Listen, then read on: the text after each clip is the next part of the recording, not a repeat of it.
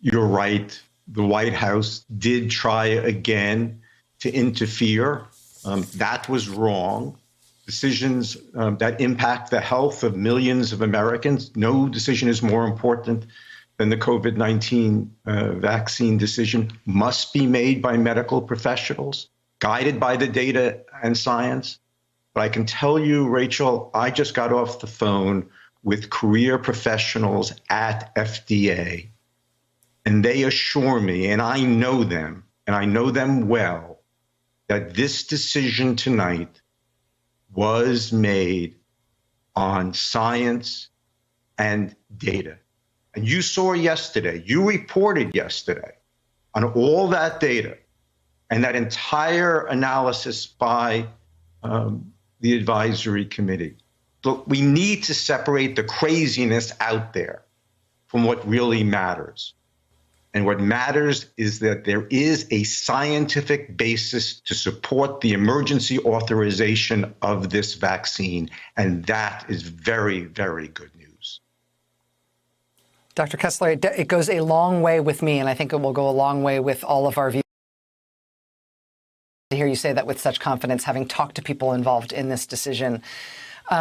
In terms of what happens next here, we know that millions of doses of the vaccine are essentially ready to roll now. What should we expect as a country in terms of the initial numbers of people that can be vaccinated? I know that this is a 2-dose vaccine, and so we have to sort of divide the number of doses that we're hearing about by 2 in terms of the number of people that means it's going to serve. What should we watch for? What should we understand about what's going to happen next? It's going to take some time. It probably will take a good 6 months to get the majority of people who want to be vaccinated, vaccinated. It is an heroic task. Frontline health workers, people in long-term care facilities, they will start to get vaccine.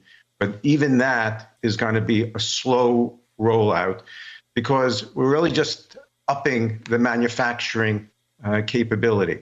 And what we're going to have to do is to win the trust of the American public here. But, you know, you and I talked, I think it was about a month ago.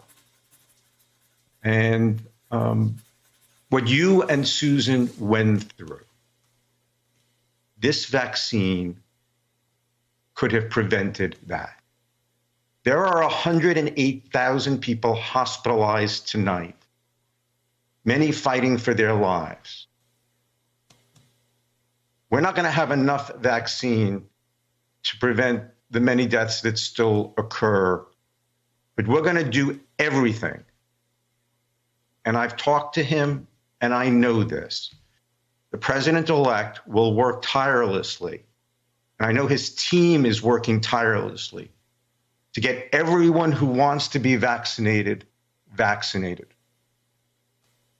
Look, on the one hand, there is COVID-19 and all its complications. On the other hand, there is now a vaccine that prevents death. Yes, there are still things we have to learn about this vaccine, and we have to be straight about the fact that we don't know everything. And this isn't full approval. This is emergency use authorization. But leave aside all that craziness in the White House. The men and women and scientists at Pfizer, at NIH, at Moderna, and especially at FDA are serving the American public very mightily.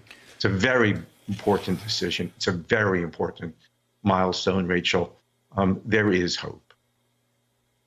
Dr. Kessler, if there are some adverse reactions, if people have allergic reactions, if there are people who have certain kinds of comorbidities or conditions that create complications for some people in getting this virus. And we're talking about tens, potentially hundreds of millions of people getting this. Presumably there will be some things that arise despite the rigorous safety process they've gone through already in approving it. When those things inevitably happen, do you have confidence that the U.S. government and the relevant players within the U.S. government have the skill and the ability to sort of talk the American people through that so we keep those things in perspective? Absolutely.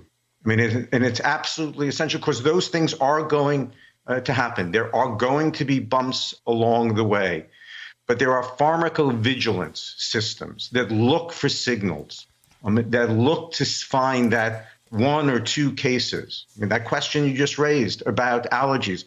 I want to go tonight, I want to read what FDA is saying about right now who has serious allergies, how they're going to handle it, because there's still more that we have to learn, and we don't know everything.